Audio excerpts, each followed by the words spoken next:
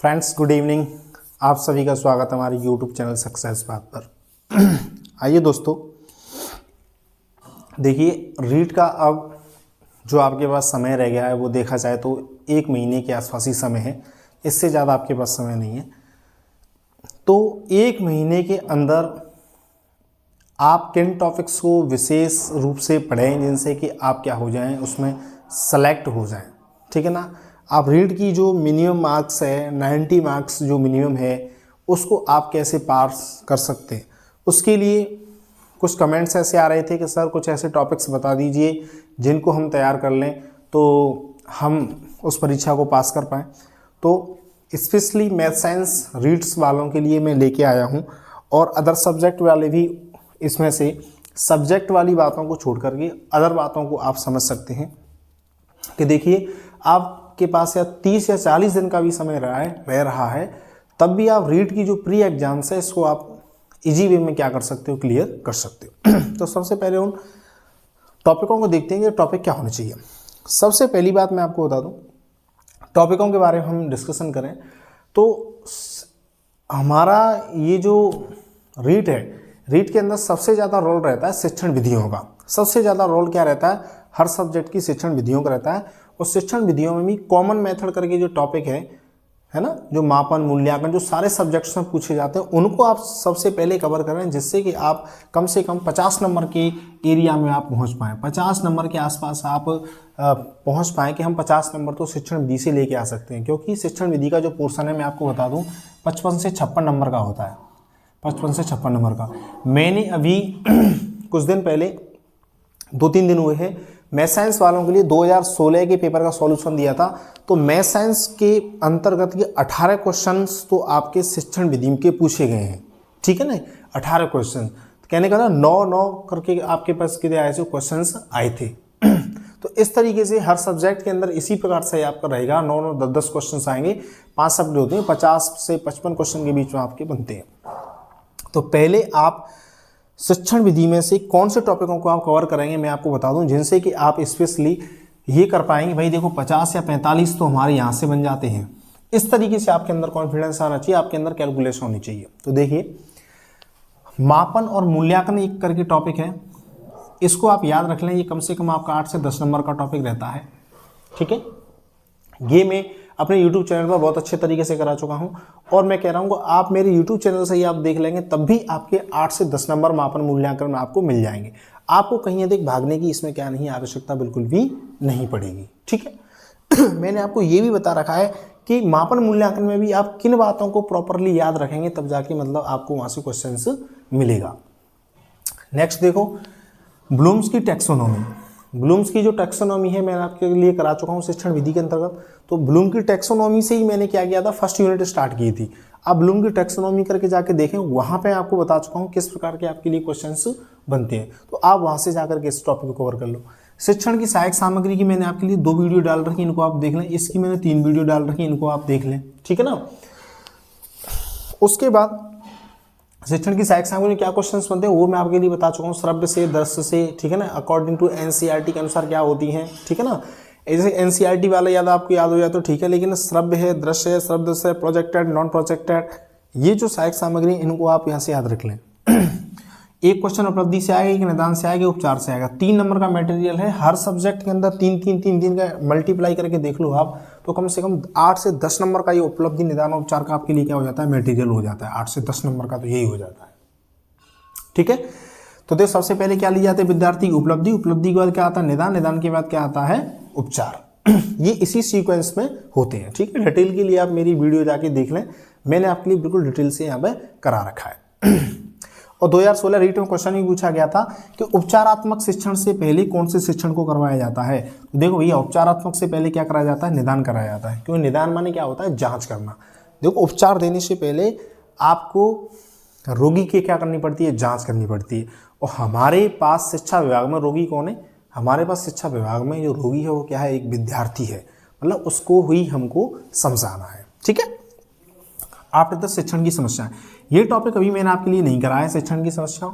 मैं आपके लिए इस टॉपिक को बहुत ही जल्द अपलोड कर दूंगा, 1 या 2 दिन के अंदर इसको मैं अपलोड कर दूंगा, ठीक है। शिक्षण की समस्याएं और पाठ्यक्रम पाठ्यचर्या, ये दोनों टॉपिक मैंने अभी नहीं कराए, इनको मैं बहुत जल्दी आपके लिए क्या कर दूंगा, अपलोड कर दूंगा। शिक्षण में क्या समस्या होती है, मैं आपको नॉर्मली इसको समझा देता हूँ कि जैसे आज जो शिक्षण है इसमें मतलब क्या क्या समस्या आ रही हैं। देखो शिक्षण में समस्या विद्यार्थी के लिए क्या हो सकती है, जैसे एक विद्यार्थी है, वो विद्यार्थी हिंदी मीडियम का है, अब उसको महात्मा गांधी स्कूल्स जो हो रहे हैं इनमें क्या हो रहा है, इंग्लिश मीडियम का सेटअप हो रहा है। अब वो कौन से स्कूल में चला जाता है, इंग्लिश मीडियम वाले में चला जाता है। तो क्या होगा, उसकी लर्निंग में थोड़ी सी दिक्कत आएगी। लर्निंग में दिक्कत क्यों आएगी कि पहले उसका मीडियम क्या था, हिंदी था, अब उसे क्या पढ़नी पड़ रही, इंग्लिश। इंग्लिश पढ़नी पड़ रही, समझनी पड़ रही है, उसके लिए एक नई लैंग्वेज है। तो जैसे कि भाषा का क्या होना, चेंज हो जाना, सिलेबस का चेंज हो जाना हमारे शिक्षण में समस्या हो सकती है, मीडियम का चेंज होना हमारे लिए शिक्षण में समस्या हो सकती है। अच्छा देखो, अध्यापक को भी प्रॉपर तरीके से ज्ञान नहीं, यही हमारे में शिक्षण की समस्या हो सकती है। और देखो एक बहुत पहला उदाहरण चलता है कि मेरा स्थानांतरण हो गया है इसीलिए मैं यहाँ पर नहीं पढ़ सकता, ये भी क्या है, शिक्षण में एक समस्या है, ठीक है ना। तो शिक्षण में समस्या लेकर के आपके 8 से 10 पॉइंट ऐसे हैं जिनसे हम समझ सकते हैं कि शिक्षण में क्या क्या समस्याएं फिलहाल में हो रही हैं या किस किस से समस्याएं आती हैं, ठीक है। पाठ्यक्रम पाठ्यचर्या क्या क्या होती है, यहाँ से एक क्वेश्चन आपके लिए कन्फर्म रहेगा। कनिंघम की आपसे परिभाषा यहाँ पे पूछी जाती है, हर साल सा ऐसा रहता है। कनिंघम की परिभाषा और इनका सिलेबस पूछा जाता है कि पाठ्यक्रम किसे कहते हैं, पाठ्यचर्या किसे कहते हैं। इसको कहा जाता है सिलेबस, इसको क्या बोला जाता है, कैरिकुलम बोला जाता है। मैं आपको बता दूँ, यदि आपको अभी कहीं मैंने भी वीडियो नहीं बनाई है, फिर भी वीडियो बनाए बिना भी क्वेश्चन कैसे सॉल्व करेंगे। देखो पाठ्यक्रम एक छोटी प्रोसेस है, केवल इसका रिलेशन केवल और केवल पढ़ने से पढ़ाने से होता है। और जो पाठ्यचर्या आपकी जो प्रोसेस है इसमें पढ़ने के साथ साथ खेलना कूदना और जो भी अदर एक्टिविटीज़ होती हैं उनसे इसका क्या रहता है, रिलेशन रहता है। तो पाठ्यक्रम शॉर्ट टर्म है, पाठ्यचर्या एक बिग टर्म है, एक बड़ा टर्म है। देखो बहुत अधिक विधियों को आप याद नहीं रखें, है ना, बहुत अधिक विधियों को नया याद रख करके आपको मैं बता दूं आगमन, निगमन, विश्लेषण, संश्लेषण, प्रोजेक्ट विधि, इकाई विधि, खेल विधि, ठीक है ना। इन विधियों को आप याद रख लें, यहाँ से आपके लिए भर भर के सारे सब्जेक्ट में आपके लिए क्वेश्चन पूछे जाएंगे, केवल हिंदी के मेथड को छोड़ करके, ठीक है ना। हिंदी के मेथड में यहाँ से क्वेश्चन फ्री मिल जाएंगे, लेकिन कुछ ऐसे क्वेश्चन हैं कि हिंदी का शिक्षण अलग है, LSRW करके वहाँ रहता है। और देखिए मैं बता दूँ, हिंदी के शिक्षण में मतलब शिक्षण विधि में आपको कवर कर लेना है LSRW, मतलब लिसन माने सुनना, स्पीक माने बोलना, राइटिंग रीडिंग एंड राइटिंग।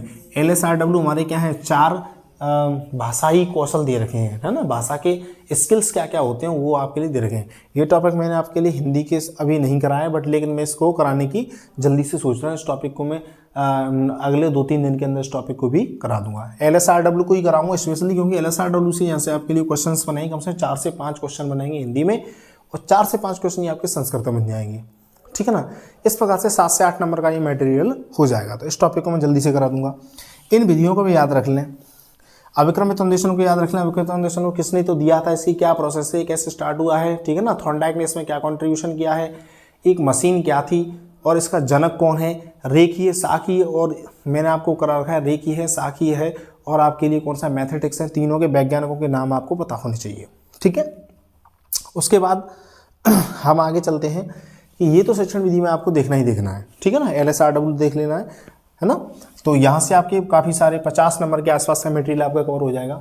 फिर साइकोलॉजी के अंदर बात करेंगे। साइकोलॉजी में हम कौन से टॉपिकों को कवर कर लें, यदि आपने किसी ने कवर नहीं किया है तो देखिए NEP 2020 जो आई है उसको आप अच्छे तरीके से कवर कर रहे हैं। यहाँ से क्वेश्चन मैं आपके लिए एक्सपेक्टेड कर पा रहा हूँ, कम से कम यहाँ से आपके लिए 6 से 7 क्वेश्चन तो NEP 2020 से ही मिलने वाले हैं, क्योंकि NEP 2020 को पूछना हर सब्जेक्ट के अंदर पूछी जाएगी। NEP को क्वेश्चन हर सब्जेक्ट में इस तरीके से अप्लाई सा होगा, वो क्या है कि आपको पढ़ोगे आप यहाँ पर, लेकिन हर सब्जेक्ट के अंदर आपको इसका एक बेटर सॉल्यूशन मिलेगा, आप उससे अंडरस्टैंडिंग डेवलप होगी। 6 से 7 नंबर या आपके 5 नंबर के आसपास का मटेरियल ये आ जाएगा। RT एक्ट है, RT कब से लागू हुआ, 1/4/2010, ये आपको डेट याद होनी चाहिए, ठीक है ना। इसके अलावा और भी काफ़ी सारी डेट्स हैं। RT में कितने हावर का पढ़ाने का दे रखा है, एक अध्यापक को कितना पढ़ाना चाहिए, ठीक है ना, ये सारा आपको देखना है। उसके बाद दे रखा है क्रियात्मक अनुसंधान, एक्शन रिसर्च। क्रियात्मक अनुसंधान के जनक कौन है, स्टीफन एम कोरे हैं। क्रियात्मक अनुसंधान के अंदर क्या होता है कि विद्यालय से रिलेटेड समस्याओं क्या होता है, यहाँ पर सॉल्यूशन होता है, ये आपको बताना चाहिए।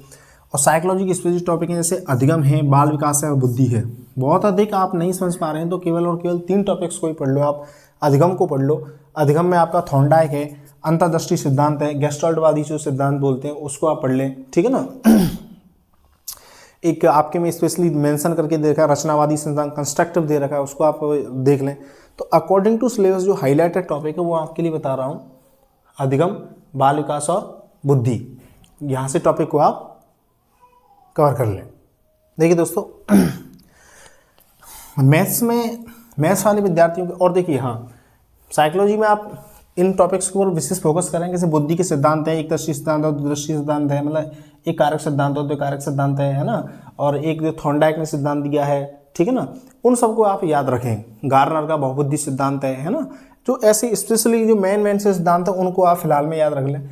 लैंग्वेज सेकंड के अंदर बात करें, लैंग्वेज में बात करेंगे, आपकी देखो हिंदी आपको बहुत ही स्ट्रॉन्ग कर लेनी, हिंदी आपको इतनी स्ट्रॉन्ग कर लेनी है कि आपको 30 में से कम आपके नंबर आने चाहिए, 26-27 नंबर के आसपास का आपके पास मटेरियल होना चाहिए, और ये इजी वे में आ जाएंगे, इसमें बहुत अधिक आपको समस्या नहीं आएगी, क्योंकि हिंदी में वही संधि, समास, क्रिया, विशेषण वगैरह दे रखे हैं। और मैंने आपके लिए एक बुक्स बताई थी 99 से लेकर के 12th में हिंदी एवं व्याकरण की रचना से जो चलती है उसको आप पढ़ लें, इससे इर्द गिर्द आप बिल्कुल भी नहीं जाए। संस्कृत में जो भी मैंने आपके लिए सजेस्ट कर चुका हूँ, पहले जो भी आप जो एक बुक्स है पढ़ रहे हो उसको आप अच्छे से पढ़ लें, और संस्कृत में आप टारगेट रखें कि शिक्षण विधियों की हम पूरे क्वेश्चंस कवर करेंगे, ठीक है ना, शिक्षण विधियों के सारे क्वेश्चंस कवर करें, 10 नंबर के आसपास का या मटेरियल रहेगा शिक्षण विधियों में, 10 से 15 नंबर का रहता है, 10 से 12 नंबर के आसपास का।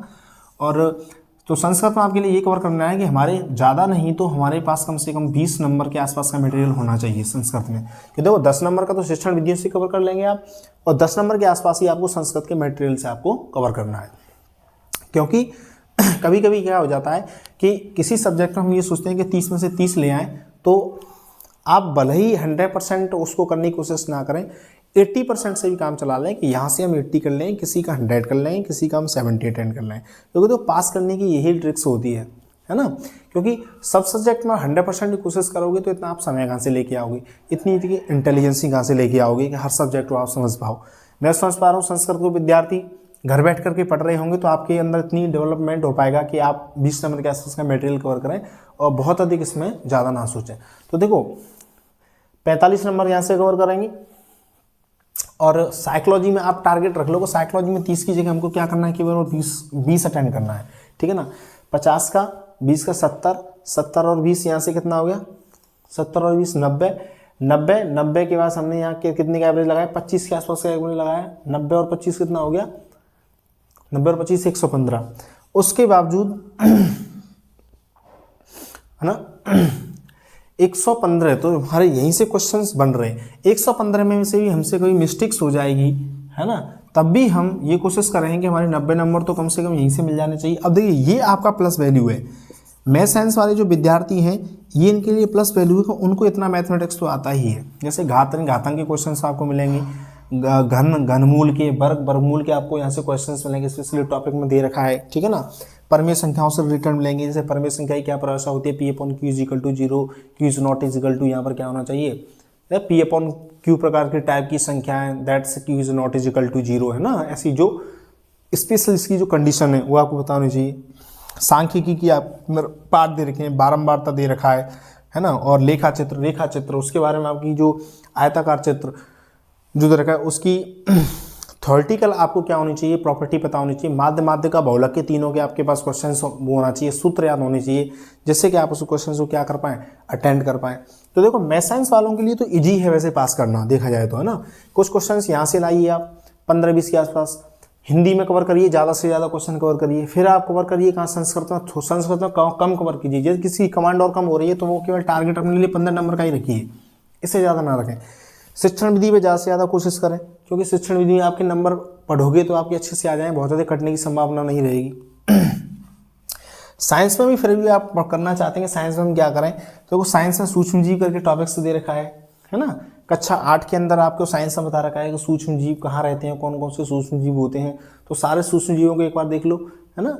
जैसे कि जीवाणु है, विषाणु है ना, और इनको आप देख लो, जीवाणु विषाणु से होने वाले रोग क्या क्या होते हैं उनको आप देख लो एक बार, ठीक है ना।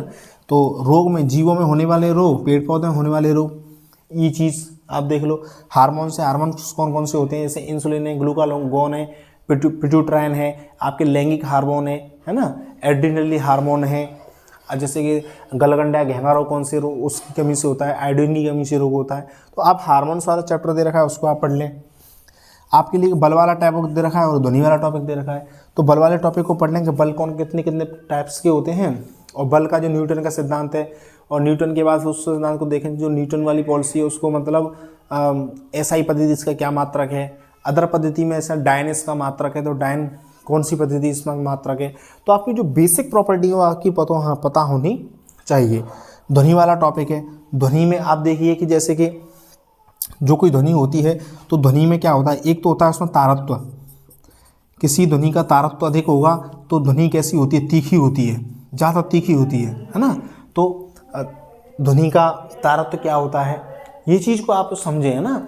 और शोर किसे कहते हैं, संगीत किसे कहते हैं, ये सारे किसके टॉपिक हैं, ध्वनि के टॉपिक्स हैं, है ना। जैसे आयाम अधिक होगा तो क्या होगा, डेसिबल है, डेसिबल किसका मात्रक है, यहाँ से आपसे डायरेक्ट क्वेश्चन पूछा जा सकता है। जैसे ध्वनि की प्रबलता का मात्रक क्या होता है, डेसिबल होता है। कितने डेसिबल की ध्वनि हमको पता होनी चाहिए, जैसे श्वास लेने में कितने डेसिबल की ध्वनि होती है, फैक्ट्री में काम करने में कितनी डेसिबल की ध्वनि होती है, कितने डेसिबल से ज़्यादा की ध्वनि हमारे लिए हानिकारक होती है। जैसे कि 80 डेसिबल से ज़्यादा की ध्वनि होती है हमारे कानों के लिए क्या रहती है, हानिकारक रहती है, ठीक है ना। तो एक नॉर्मल सी इनके बारे में अंडरस्टैंडिंग होनी चाहिए। श्रव्य और अश्रव्य ध्वनियों के बारे में, ये श्रव्य ध्वनियाँ कितनी होती हैं मैं आपको बता दूं, जैसे हमने पढ़ा होगा 20 से लेकर के 20,000 हर्ट्ज वाली जो ध्वनियाँ होती हैं वो किस में आपकी काउंट होती हैं, श्रव्य में काउंट होती है। और इससे पहले वाली और इससे बाद वाली दोनों ही ध्वनियाँ क्या होती हैं, आपकी अश्रव्य होती हैं। आपसे क्वेश्चन पूछा जाएगा कि श्रव्य ध्वनियों का पराश्रय कितना होता है, मतलब वो श्रव्य ध्वनियों का जो परिसर होता है वो कितना होता है, इनकी रेंज क्या होती है। और ये जो श्रव्य ध्वनियाँ है इसका मात्रा क्या होता है, एच जेड होता है, एच जेड का मात्रा क्या होता है, हर्ट्ज होता है, ठीक है ना। आवृत्ति का मात्रा क्या होता है, हर्ट्ज होता है। तो नॉर्मल सी आपको बातें पता होनी चाहिए। एक और है आपके साइंस में टॉपिक, हरित ग्रह करके गैस दे रखी है, हरित ग्रह प्रभाव दे रखा है, तो हरित ग्रह की गैस का पता होना चाहिए। और हरित ग्रह में सबसे खतरनाक गैस कौन सी है, जैसे CO2 सबसे खतरनाक है, तो CO2 का कितना परसेंटेज है, ठीक है ना, वो आपको देखना चाहिए। और प्रकृति में CO2 कितने परसेंटेज पाई जाती है ये आपको पता होना चाहिए। यहाँ से आपके क्वेश्चंस बनेंगे। और पेट्रोलियम वाला जो सेटअप है कि पेट्रोलियम जो निकलता है, गैसोलीन निकलता है, साथ में कोल तार निकलता है, वो आपको पूरी लिस्ट पता होनी चाहिए, ठीक है ना। ये आपके लिए अंदर दे रखा है। और आपके अंदर वो दे रखा है कि बिटुमेन, जैसे पेट्रोलियम से ही एक पदार्थ निकलता है बिटुमेन, जिसका उपयोग सड़क के बनाने में किया जाता है, तो उस बिटुमेन का आपको पता होना चाहिए। कोयले के प्रकार हैं, है ना, जैसे कि पीट, लिग्नाइट, एल्थसाइड, बिटुमेन्स, है ना। और तो सबसे ज़्यादा कोयला किसके अंतर्गत पाया जाता है, सबसे ज़्यादा अच्छा कोयला कौन सा रहता है। तो आपको नॉर्मल सी अंडरस्टैंडिंग इनके बारे में होनी चाहिए, क्योंकि आप देखो डेप्थ में मत जाना, डेप्थ में नहीं जाना, आपको सरसरी नज़र से जितनी भी साइंस है और जितनी भी साइंस के मोटे मोटे से टॉपिक्स हैं उनको आपको मोटी मोटी सी जानकारी आपको ले लेनी है। जैसे लैंगिक जनन है, जैसे लैंगिक हार्मोन कितने होते हैं, सिंपल सा क्वेश्चन है ना। जैसे कि लैंगिक हार्मोन कितना होते हैं, मतलब सॉरी लैंगिक हार्मोन नहीं, मतलब गुणसूत्र, लैंगिक गुणसूत्र होते हैं। जैसे 22+X और 22+Y की बात करते हैं, ठीक है ना। तो ये हमारे जो दो हैं X और Y, ये हमारे क्या होते हैं, लैंगिक होते हैं। आपको ये पता होना चाहिए कि XX मिलने पर लड़का बनता है लड़की, या XY मिलने पर क्या बनता है, जैसे X और Y के मिलने पर क्या बनता है, लड़का बनता है, ठीक है ना। तो महिलाओं में कितने गुणसूत्र होते हैं, पुरुष में कितने होते हैं, सिंपल सी बात आपको पता होनी चाहिए। अलैंगिक जनन है, अलैंगिक जनन क्या होता है, ये सिंपल सी भाषा आपको पता होना चाहिए। अमीबा और यूग्लिना में कैसा जनन होता है, ठीक है ना, ये अलैंगिक जनन है, वो आपको पता होना चाहिए। आपके टॉपिक दे रखा है अम्ल, क्षार और लवण, तो अम्ल, क्षार और लवण के बारे में थोड़ा सा पता होना चाहिए। जैसे अम्लों की प्रॉपर्टीज़ पता होना चाहिए, है ना, क्षारों की प्रॉपर्टीज़ पता होना चाहिए। अम्लों, कुछ अम्ल ऐसे हैं जैसे कि कोई, जैसे इमली में कौन सा अम्ल पाया जाता है, टार्टरिक अम्ल है। और फार्मिक अम्ल किसमें पाया, चींटी के डंक में कौन सा अम्ल पाया जाता है, फार्मिक अम्ल पाया जाता है। पालक में ऑक्जेलिक अम्ल पाया जाता है। तो ऐसी छोटी मोटी बातें आपको पता होनी चाहिए। सेब है, सेब में मैरिक एसिड पाया जाता है, तो कौन से में कौन सा अम्ल है, क्षार है। साबुन है, साबुन में क्षार होता है, वो क्षार किस तरीके से काम करता है ना। लवण का आपको बताना चाहिए कि लवण कौन कौन से हैं। फिर आपके लिए मैंने साइंस से रिलेटेड परिभाषा बताई है, जैसे कि कॉर्नाट की है, डैम्पियर की है, ठीक है ना, कॉर्नाट की है, डैम्पियर की है, आइंस्टाइन की है। ये जो परिभाषा आपको पता होनी चाहिए। और मैथ्स के अंदर ही मैं आपके लिए क्या बता चुका हूँ, शिक्षण विधि से रिलेटेड परिभाषाएं आपको बता चुका हूँ, तो वो आपको परिभाषाएं आपको क्या होनी चाहिए, याद होनी चाहिए। इस प्रकार से ओवरऑल सॉल्यूशन यदि आज की डेट से भी आप स्टार्ट कर देते हो तो सब जगह से अच्छे तरीके से काट पीट लिया जाए, क्वेश्चन यहाँ से भी कटिंग करें, यहाँ से भी करें, यहाँ से भी करें, सब तरीके से कटिंग कर ली जाए, तब भी मैं कह रहा हूँ कि आपके 100+ नंबर तो अब भी आ सकते हैं। अब भी 100+ नंबर लाने में आपको कोई नहीं रोक सकता, क्योंकि मैं समझ रहा हूँ मैथ साइंस का विद्यार्थी जब बीएससी करके आ रहा है तो उसके पास ये साइंस और मैथ उसका 50% 60% तो उसका तैयार रहता ही है। उसके बाद उसको न्यू सब्जेक्ट की तो ये मिल रही है, हिंदी उसने कई बार पढ़ी होती है, हिंदी भी उसके लिए नई नहीं है, थोड़ी सी संस्कृत नहीं, ये आपके लिए टॉपिक नया है और ये आपके लिए मैंने बहुत ईजी कर दिया है, ठीक है ना। बहुत अधिक समय मैंने लिया नहीं, कम समय के अंदर आपको इसको मैंने करा दिया है, ठीक है ना। और LSRW जो टॉपिक रह रहे हैं मैं आपको इनके लिए करा दूंगा, ठीक है। फिर भी आपको अगर कोई दिक्कत आती है तो मेरे को आप बताना कि सर हमको यहाँ पर कोई दिक्कत आ रही है।